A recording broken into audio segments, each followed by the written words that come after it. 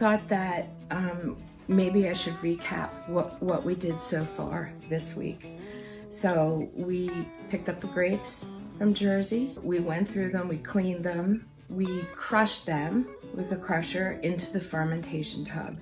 And at that point, the crushed grapes are called the must.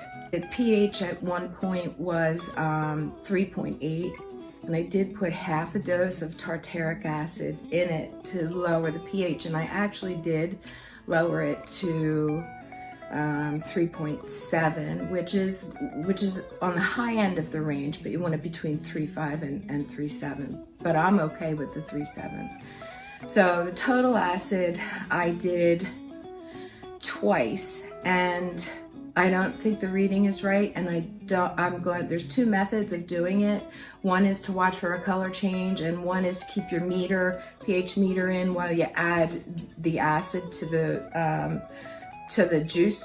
And that's the one that I used, and I think keeping your meter in there that long, I'm not sure if that skews the result or not. So I still have to do the total acid, but since the pH is 3.7, I'm pretty comfortable with the wine. So anyway, the wine in the beginning, right after we crushed it, was 23 Brix. Brix is the measurement of sugar in the wine, and fermentation eats that sugar and turns it into alcohol. So that's primary or alcohol fermentation. So we made sure the sugar went to 0. It's actually just maybe a little hair under 0, which is great.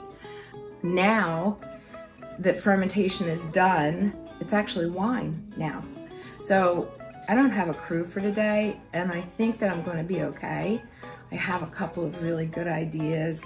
You know, the biggest part for me is always the hoses.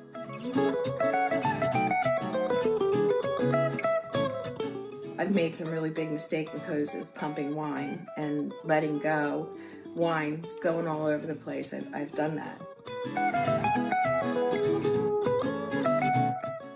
But anyway, I have a good idea today. What I'm going to do is I'm going to take my 2-pound weights, and I'm going to put them inside Ziploc bags. I'll fasten the hose, and I'm going to just set this in the bottom of the fermentation tub so that we can pump the wine from the fermentation tub into the blue 55-gallon drum I have. And then from there, I'll move it from that drum into the basement. So I'm going to have this on one end, and I'm going to have the other weight on the other hose. So hopefully that's going to work, and then I'll be the pump operator. I think I'll be doing a lot of running back and forth.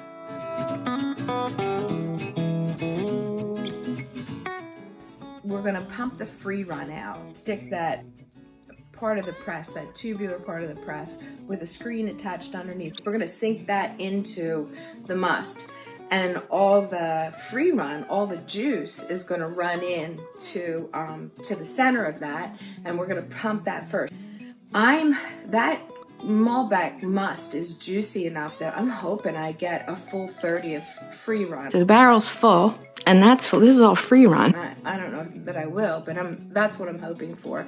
And then the pressings, we'll press the skins and get as much juice as we can out of the pressings, and those will go into the 5-gallon or 1-gallon carboys. We'll see how all that works, but I'm gonna put on my winemaking sneakers, and I'm gonna finish my cup of coffee. We'll just go from there. It smells like wine.